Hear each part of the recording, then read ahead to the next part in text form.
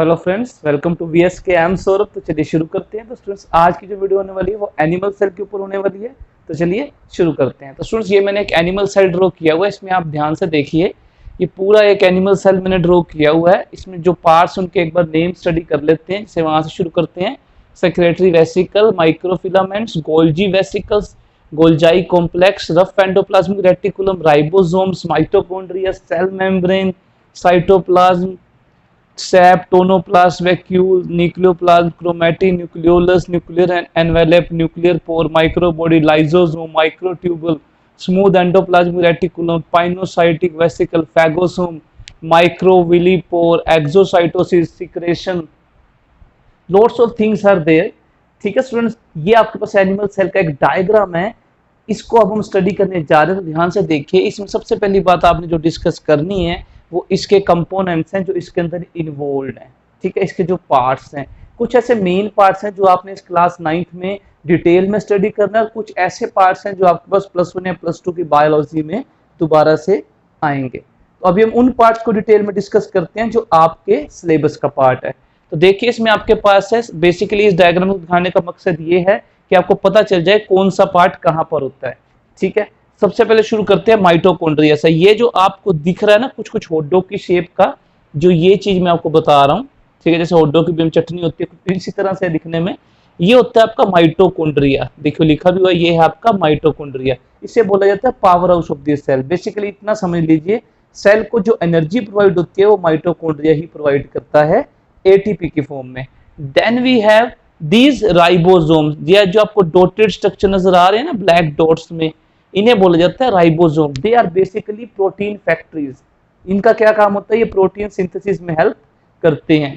उसके बाद आप देख लीजिए, आपके पास यहाँ पर है ये सेल मेम्ब्रेन लिखा हुआ है। जो कवरिंग है ना, ये आउटर कवरिंग है, जो आप देख पा रहे हैं, जो कवरिंग है सेल की, इसे बोला जाता है प्लाज्मा मेम्ब्रेन या फिर सेल मेम्ब्रेन। इसका क्या काम होता है, it permit only selective material to enter in the cell and exit.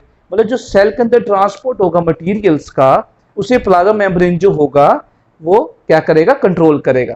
ये कंट्रोल करेगा कि किस चीज की एंट्री होगी सेल में और किस चीज की एग्जिट होगी।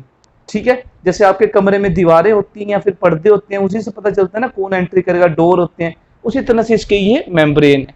ठीक है, उसके बाद देखिए आपके पास ये सबसे ऊपर जो आपको माइक्रोविल लिखा हुआ दिख रहा है, ये जो इस तरह के फिंगर लाइक स्ट्रक्चर है, ये एब्जॉर्प्शन में हेल्प करते हैं। मतलब जो डिफ्यूजन होगा ना मटेरियल का, जो मटेरियल बाहर से सेल के अंदर आएंगे, उनको ये जो माइक्रोविली है ये एरिया इंक्रीज कर देती है एब्जॉर्प्शन का। इसे आपने ध्यान रखना है। उसके बाद देखिए आपके पास है यहाँ पर स्मूथ एंडोप्लाज्मिक रेटिकुलम, और यहाँ पर था आपके पास रफ एंडोप्लाज्मिक रेटिकुलम। ये दो पार्ट है आपके पास। ये बेसिकली अगर आप ये देखो, इस सेंटर में हमारे पास क्या है, ये न्यूक्लियस है। ये पूरा क्या है, हमारे पास एक न्यूक्लियस है। ठीक है, इसके ये साइडों में ये जो आपको दिख रहा है ना, ये होते हैं रफ एंडोप्लाज्मिक रेटिकुलम। ये जो आप देख रहे हैं इस तरह के स्ट्रक्चर, ये आपके रफ एंडोप्लाज्मिक रेटिकुलम है। क्यों, इनके ऊपर ये ब्लैक डॉट्स राइबोसोम्स हैं, जिनकी वजह से इनका स्ट्रक्चर क्या हो चुका है, थोड़ा रफ है, इसलिए इन्हें बोले जाते हैं रफ एंडोप्लाज्मिक रेटिकुलम।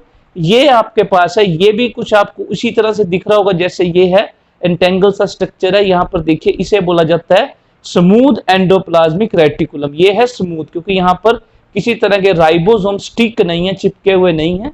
इससे आपने ध्यान रखना है, स्मूथ एंडोप्लाज्मिक रेटिकुलम, और ये क्या है, रफ एंडोप्लाज्मिक रेटिकुलम। बेसिकली इनकी पोजीशन चेक कर लीजिए, अभी लेटर हम इनके फंक्शन डिटेल में स्टडी करेंगे। ये यहाँ पर आपका स्मूथ एंडोप्लाज्मिक रेटिकुलम, और ये जो न्यूक्लियस के पास है, ये कौन सा आपके पास, बेसिकली रफ एंडोप्लाज्मिक रेटिकुलम। ये मेम्ब्रेन बाउंड शीट्स हैं जिसने न्यूक्लियस को कवर किया हुआ चारों तरफ से, आप देखिए।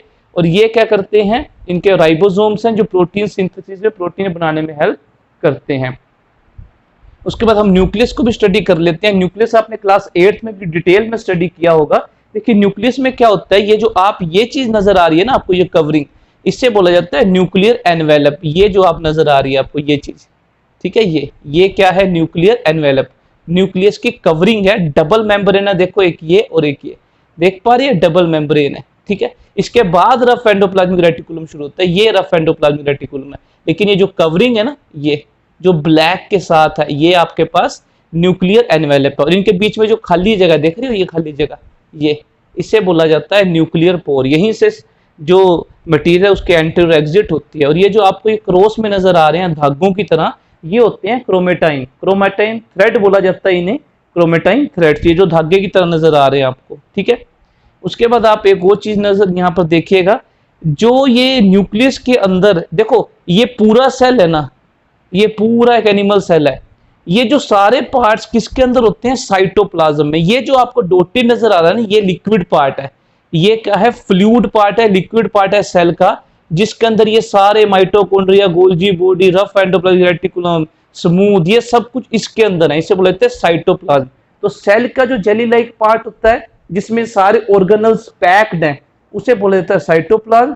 और जो न्यूक्लियस का फ्लूइड पार्ट है जिसमें न्यूक्लियस के कंपोनेंट्स क्या हैं, ठीक है, उसे बोला जाएगा न्यूक्लियोप्लाज्म। तो न्यूक्लियस के पार्ट को न्यूक्लियोप्लाज्म, सेल के पार्ट को साइटोप्लाज्म। सेल के मेम्ब्रेन को सेल मेम्ब्रेन आउटर कवरिंग को, और न्यूक्लियस के आउटर कवरिंग को न्यूक्लियर मेम्ब्रेन, ठीक है, ठीक है। इसको ध्यान रखिएगा कि न्यूक्लियस मेन पार्ट है सेल का। अब इसके अंदर ये जो आपको गोल गोल दिखाई दे रहा है, ये होता है न्यूक्लियोलस। देखिए ये क्या आपके पास न्यूक्लियोलस, इसे क्या बोलते हैं हम, न्यूक्लियोलस, ठीक है। ये बेसिकली राइबोसोम सिंथेसिस में हेल्प करता है, लेटर हम इसे डिस्कस करेंगे। उसके बाद देख लीजिए ये आपके पास है वैक्यूल, छोटा सा ही सर्कल आपको दिख रहा होगा, ये है वैक्यूल। देखिए बेसिकली लिक्विड पार्ट और कुछ हार्मोन मिनरल स्टोर करता है वैक्यूल, छोटा सा है देखो इसमें। लेकिन आप प्लांट सेल की बात करेंगे तो वैक्यूल बहुत बड़ा होता है, और उसी की वजह से जो प्लांट सेल का न्यूक्लियस है वो बाउंड्री पे शिफ्ट हो जाता है, पेरिफेरी पे। एनिमल सेल है ये, इसका न्यूक्लियस तो सेंटर पे फिर भी, लेकिन प्लांट सेल का पेरिफेरी पे शिफ्ट हो जाता है, बिल्कुल बाउंड्री पे जाके, ठीक है। टोनोप्लास्ट, सैप, ये बेसिकली हम लेटर डिस्कस करेंगे, लिक्विड पार्ट होता है जो सेल को खड़ा रखता है। ये प्लांट सेल में ज्यादा देखने को मिलेगा आपको, यहाँ कम देखने को मिलेगा, ठीक है। उसके बाद ये यहाँ पर ये जो आप क्रोमेटाइन देख रहे हैं, ये जब सेल डिवाइड होता है, ये जो थ्रेड्स हैं, ये जो धागे हैं, ये कंडेंस होकर क्रोमोसोम बना लेते हैं, जो आपको पता है डीएनए स्टोर करते हैं। और फिर जो पेरेंट्स से बच्चों में जो कैरेक्टरिस्टिक ट्रांसफर होती है वो इसी के जरिए होती है, लेटर ऑन डिटेल में डिस्कस करेंगे। अभी सिर्फ आपको हिंट दे रहा हूँ सभी चीजों का। ये आपके पास लाइसोसोम है। लाइसोसोम का बेसिकली काम होता है, ये डाइजेस्टिव एंजाइम होते हैं इसके बीच में, मतलब ये जो भी वोर्न आउट पार्ट है सेल के, जो ऐसे पार्ट्स हैं जो काम के नहीं रहे, उन्हें डाइजेस्ट करने का काम करता है लाइसोसोम, ठीक है। Smooth endoplasmic reticulum basically involve होता है लिपिड फॉर्मेशन में, फैट की फॉर्मेशन में एससीआर इन्वॉल्व होता है। और जो आर था रफ एंडोप्लाज्मिक रेटिकुलम, उसके ऊपर राइबोसोम्स होते हैं, इसलिए वो प्रोटीन सिंथेसिस से उसका लिंक रहेगा। यहाँ पर आपको ये जो गोल्जी कम्प्लेक्स दिख रहा है, ये जैसे कोई साधु महात्मा के यहाँ पर होता है ना माथे पे साइन, इस तरह से देखो आपको भी नजर आ रहा होगा ये चीज, ये थ्रेड्स जिसे हम बोलते हैं, इसे क्या बोला जाता है, ये होते हैं गोल्जी बोर्ड कम्प्लेक्स। इसी तरह का डिजाइन होता है इसका भी। ये बेसिकली सिक्रेटरी फंक्शन करते हैं। मान लीजिए जो राइबोसोम ने न्यूक्लियोलस से राइबोसोम निकले जो प्रोटीन बनाया, तो उसको गोल्जी बॉडी अलग फॉर्म में बेसिकली पैकेजिंग करती है प्रोटीन के, गोल्जी कम्प्लेक्स, ठीक है, और कुछ नए फॉर्म में उसे चेंज कर देती है। और आप अमेजिंग बात यह है कि गोल्जी कम्प्लेक्स से ही लाइसोसोम भी फॉर्म होते हैं, ठीक है। उसके बाद आपके पास है माइक्रोट्यूबल्स, ये आपको नजर आ रहे हैं। साइटोस्केलेटन आप वर्ड सुनेंगे। साइटोप्लाज्म तो पूरा लिक्विड पार्ट है इस सेल का, जिसके बीच में ये न्यूक्लियस, ये रफ एंडोप्लाज्मिक रेटिकुलम रह रहे हैं, वो पूरा लिक्विड पार्ट है इस सेल का, ठीक है। उसका जो माइक्रोट्यूबल्स होते हैं ये एक स्केलेटन फॉर्म करते हैं, मतलब ये स्ट्रक्चर होता है थोड़ा सा, मतलब आप कह सकते हैं एक नेटवर्क प्रोवाइड करते हैं माइक्रोट्यूबल्स, इन्हीं से साइटोस्केलेटन बना होता है, ठीक है। बाकी माइक्रो बॉडी, छोटी छोटी बॉडीज नजर आ रही है आपको। ये पिनोसाइटिक वेसिकल होता है, जब सेल के अंदर कोई लिक्विड पार्ट एंट्री करता है तो उसके चारों तरफ एक वेसिकल, एक बाउंड्री बन जाती है, उसे बोलते हैं पिनोसाइटिक। फैगोसोम अगर कोई सॉलिड पार्ट एंट्री करता है उसके राउंड भी एक वेसिकल बन जाती है। एक्सोसाइटोसिस सेल से बाहर निकलना किसी चीज का, ठीक है, डाइजेस्ट होने के बाद या वेस्ट मटेरियल का बाहर निकलना। और एंडोसाइटोसिस होता है सेल के अंदर जाना किसी बॉडी का। ये गोल्जी बॉडी से जा रही है इसलिए इसे सिक्रेटरी वेसिकल कहा हुआ। देखो गोल्जी बॉडी की हेल्प से ये बाहर निकलेगी यहाँ से, ठीक है। राइबोसोम मैंने आपको पहले ही बता दिया, प्रोटीन सिंथेसिस में हेल्प करते हैं। तो ये था स्टूडेंट्स हमारा एनिमल सेल। जो प्लांट सेल होते हैं उसमें इसके अलावा एक सेल वॉल होती है, ये साइडों में इसके बाउंड्री जो काफी हार्ड होती है, सेलुलोज की बनी होती है, वो एक्स्ट्रा है। यहाँ पर वैक्यूल छोटा है, प्लांट सेल में बहुत बड़ा है। यहाँ पर प्लास्टिड्स नहीं है जो कि प्लांट सेल में आपको देखने को मिलेंगे, क्योंकि क्लोरोप्लास्ट में ही क्लोरोफिल होता है जो कि फूड सिंथेसिस में हेल्प करता है, फोटोसिंथेसिस में। तो ठीक है स्टूडेंट्स, ये था कुछ, मैंने आपको थोड़ा बहुत इंट्रोडक्शन दे दिया एनिमल सेल का। इस सारे पार्ट्स को हम डिटेल में नेक्स्ट वीडियोस में डिस्कस करेंगे। तो ये मत सोचिएगा कि हमें समझ नहीं आया, अभी सिर्फ आपको हिंट दिया है। माइटोकॉन्ड्रिया पावर हाउस है, लाइसोसोम डाइजेशन का काम करता है, साइटल बैग बोलते हैं, राइबोसोम प्रोटीन फैक्ट्री है, सेल मेम्ब्रेन एक सिलेक्टिव मेम्ब्रेन है। इस तरह से आपने इसको डिस्कस। गोल्जी बॉडी को सीक्रेट पोस्टमैन भी बोला जाता है, प्रोटीन की पैकेजिंग करता है। तो लेटर ऑन हम इसे क्या कहते हैं कि आप समझे डिटेल में डिस्कस करेंगे। So I hope you like this video. Next video मिलते हैं इन सब पार्ट्स की डिटेल डिस्कशंस के साथ। So thank you for that.